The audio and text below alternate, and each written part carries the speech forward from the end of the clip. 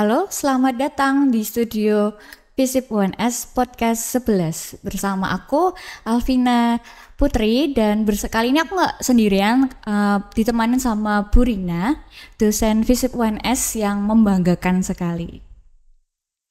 Sebelum kita lebih lanjut, kita mau membacakan prestasi dari kampus kita tercinta ini. Pada 2022, juara 1 Lomba Kampus Inklusi Antar Fakultas. Selanjutnya pada 2023, juara 3 Lomba Kampus Inklusi Antar Fakultas di UNS. Sebelumnya kita mau tanya-tanya nih Bu. Kan lomba ini diprakarsai oleh Pusat Studi Disabilitas UNS. Studi itu untuk mengukur seberapa inklusi fakultas menggunakan metrik bernama metrik inclusion. Metrik inclusion itu seperti apa sih Bu kalau boleh tahu? Oke, jadi metrik inklusi itu adalah salah satu pengukuran yang bentuknya adalah aplikasi berbasis website yang dibuat oleh teman-teman Pusat Studi Disabilitas di bawah bimbingan salah seorang profesor yang ada di Pusat Studi Disabilitas.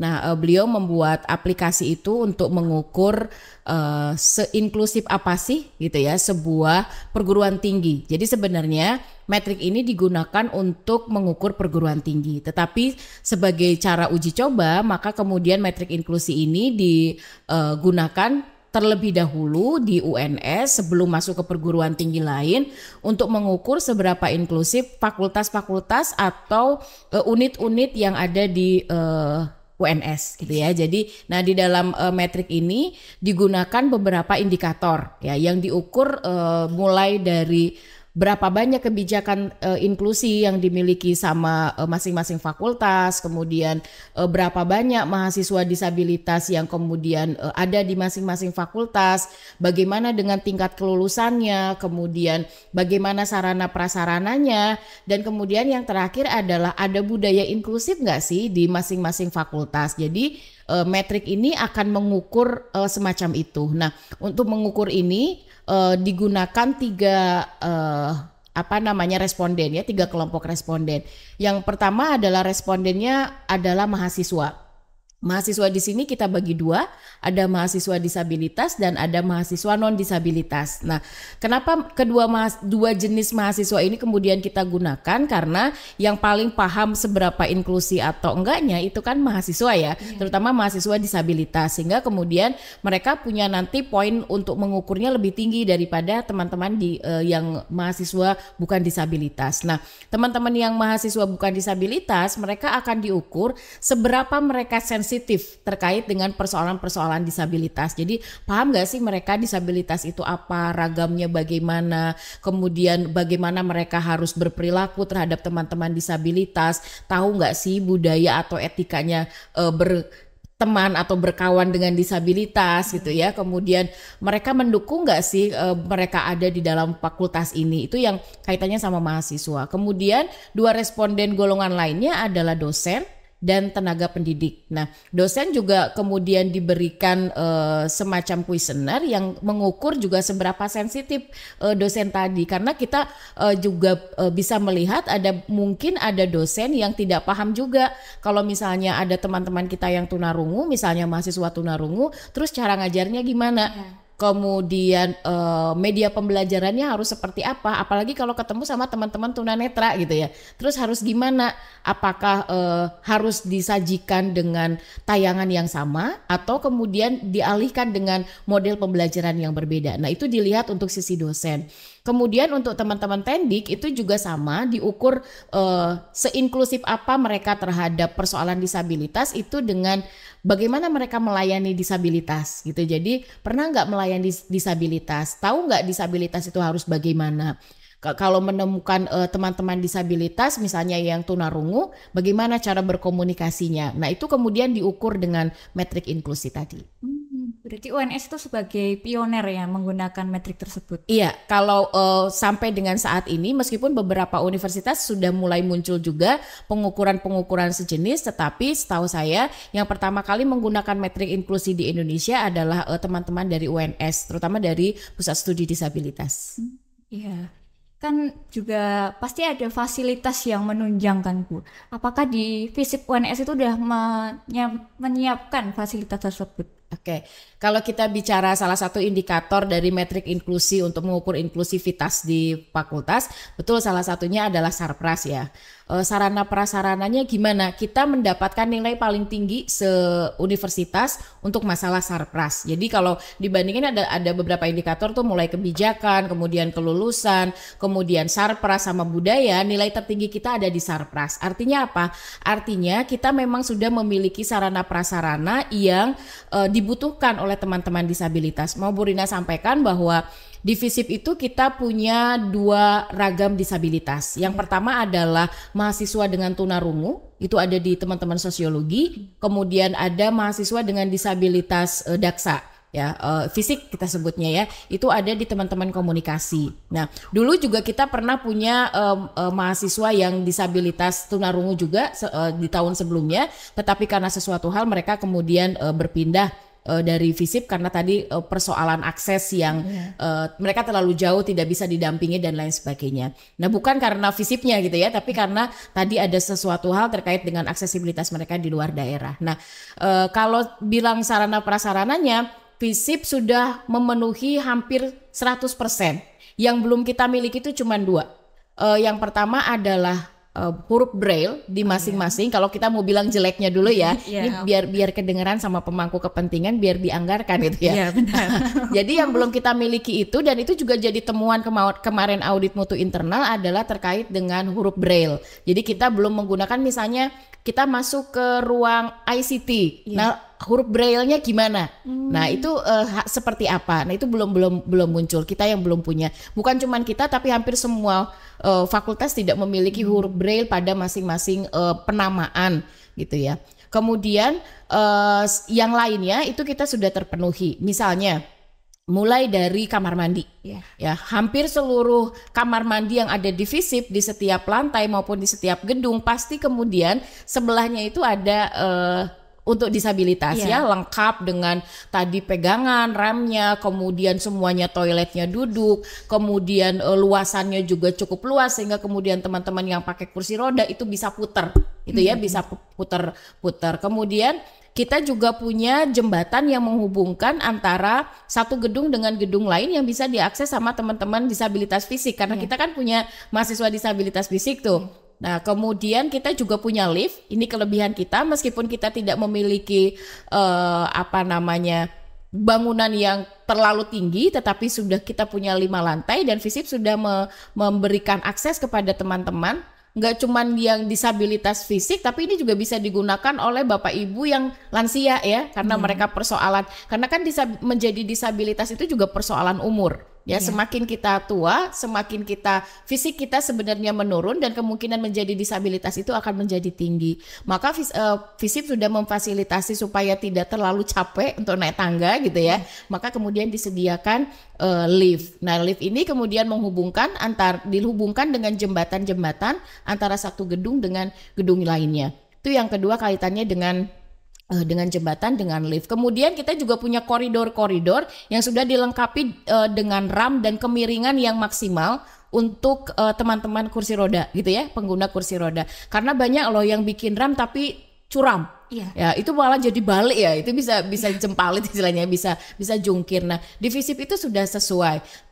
Termasuk di dalamnya lantainya juga sudah tidak terlalu licin ya. Benar. Karena persoalan disabilitas itu nggak cuma tadi cukup nggak dipakai untuk kursi roda, tetapi dia licin atau enggak gitu. Jenis keramik yang digunakan apakah sudah cocok atau enggak. Nah, beberapa ruangan di FISIP itu sudah kemudian direnov ya, itu kemudian menyesuaikan dengan kebutuhan teman-teman disabilitas. Termasuk pintu-pintu di ruang-ruang kelas di FISIP itu juga sudah dibuka, jadi dia bisa dibuka 2. Kalau dibuka itu kemudian kursi roda itu bisa masuk gitu. Nah, itu beberapa fasilitas yang dimiliki oleh FISIP yang ternyata di fakultas lain bahkan yang memiliki jumlah disabilitas lebih banyak tidak selengkap yang dimiliki oleh FISIP. Tadi kan dari Sarpras ya, terus lanjut ke dari pendidikan. Jadi dari tenaga pendidik tuh ada namanya riset group. Lah, riset group itu salah satu anggotanya itu adalah Furina sendiri. Lah itu berarti ada enggak Bu platform untuk kita mendengarkan seperti eh, mendengarkan atau membaca dari riset group itu? Oke. Kalau bicara riset group di FISIP, konteksnya yang humanis itu ada di 2 riset group sebenarnya ya. Riset group pertama itu ada di riset grupnya administrasi negara, karena kita bicara soal riset group pelayanan publik berbasis humanism governance ya, human governance, dipimpin sama Ibu Dekan sendiri. Nah, di riset group kami yang di prodi administrasi negara, kita memang salah satunya fokus pada kajian disabilitas. Nah, penelitian terakhirnya di riset grup disabilitas kita juga judulnya terkait dengan bagaimana memanusiakan penyandang disabilitas gitu ya. Kemudian bagaimana pentahelix dilakukan untuk melakukan penelitian terkait dengan kajian-kajian penyandang disabilitas itu sedang dilakukan. Di program studi lain juga ada riset group yang membahas terkait dengan disabilitas, itu ada di teman-teman sosiologi. Jadi mereka punya satu riset group yang juga kajiannya terkait dengan pemberdayaan terhadap penyandang disabilitas. Jadi kalau di Prodi AN, satu platform yang sudah kita buat adalah tempat sampah pintar. Itu bekerja sama dengan Difabel Solo Mandiri. Ya itu dengan DSM kita kerjasama, karena yang bikin tempat sampah pintar. Kenapa dibilang tempat sampah pintar? Karena tempat sampahnya bisa ngomong gitu ya. Ya bisa bicara bahwa ini tempat sampah bisa digunakan. Istilahnya ya itu menggunakan semacam apa ya? Sinyal atau gimana ya untuk kemudian teman-teman, harapannya teman-teman tunanetra yang bisa menggunakan, karena kan mereka enggak tahu bahwa di sekitar saya ada tempat sampah apa enggak gitu, sehingga kemudian dengan berbasis tadi kayak semacam sinyal atau apalah namanya sejenisnya, mereka kemudian lewat situ, oh di sini ada tempat sampah gitu kan, kemudian mereka bisa membuangnya. Harapannya seperti itu, harapannya itu bisa kemudian dipilah organik dan non organik gitu. Cuman sampai dengan sekarang tempat sampah itu masih tersedia di jembatan asmara kita gitu ya. Tapi masih jarang digunakan karena mungkin saya pernah tanya survei beberapa teman-teman disabilitas, teman-teman yang ada di FISIP, pernah pakai nggak tempat sampahnya? Mereka bilang eman-eman sayang gitu kan, takut jadi rusak. Padahal sebenarnya boleh dipakai. Nah, tempat sampah itu kemudian terhubung dengan handphone yang dimiliki sama teman-teman yang melakukan cleaning service. Jadi kalau penuh, nanti dia akan terhubung langsung. Jadi tempat sampah ini penuh. Makanya kemudian Pak Teguh, salah satu cleaning service yang ada di FISIP gitu ya, bilang Bu Rina nggak pernah penuh tempat sampahnya, karena ternyata teman-teman lebih suka tidak membuang sampah di tempat sampah pintar tadi, karena mungkin masih ada tempat sampah lain yang bisa digunakan. Gitu. Sebenarnya itu bisa digunakan dan itu terhubung dengan aplikasi dengan handphone yang dimiliki oleh cleaning service ya. Jadi tempat sampah pintar. Iya, disebutnya tempat sampah pintar. Itu yang membuat sebenarnya dari teman-teman di Solo Difabilitas Mandiri ya, disabilitas mandiri, kami dari riset group kemudian bekerja sama membeli tempat sampah pintar itu, kemudian memodifnya dengan mainstreaming istilah untuk membuat teman-teman mahasiswa peka gitu ya, dengan konteks semacam itu. Ini di luar konteks dari inklusi ya Bu ya. Bagaimana memotivasi biar teman-teman difabel itu mau untuk berprestasi seperti kampus kita ini? Kalau bicara memotivasi dan tidak memotivasi, itu adalah faktor yang hal besar yang dihadapi ya, menjadi tantangan oleh seorang disabilitas ya. Jadi menjadi disabilitas itu dia dipengaruhi oleh 2 faktor, faktor intern dan faktor eksternnya ya. Internnya adalah mereka kadang kurang percaya diri gitu ya. Teman-teman disabilitas itu rata-rata kurang percaya diri. Kenapa kurang percaya diri? Karena mereka merasa tadi dia punya kekurangan. Itu sebenarnya salah satu hal yang menyebabkan orang tidak mau berprestasi. Yang kedua, penyebab yang tidak mau berprestasi yang lain adalah karena di luar itu masih muncul stigma atau stereotip yang menunjukkan bahwa jadi disabilitas itu merepotkan, jadi disabilitas itu berbiaya tinggi, jadi disabilitas itu tidak guna. Bahkan beberapa waktu lalu kita punya kebijakan yang judulnya penyandang cacat ya, padahal kalau kita menyamakan disabilitas dengan cacat itu sama kayak barang gitu kan. Ya bayangin aja kamu punya barangnya cacat gitu kayak di pabrik. Kemudian gimana? Nggak dijual kan? Iya, Yang nggak ada dijual. kemudian disimpan di belakang, di gudang.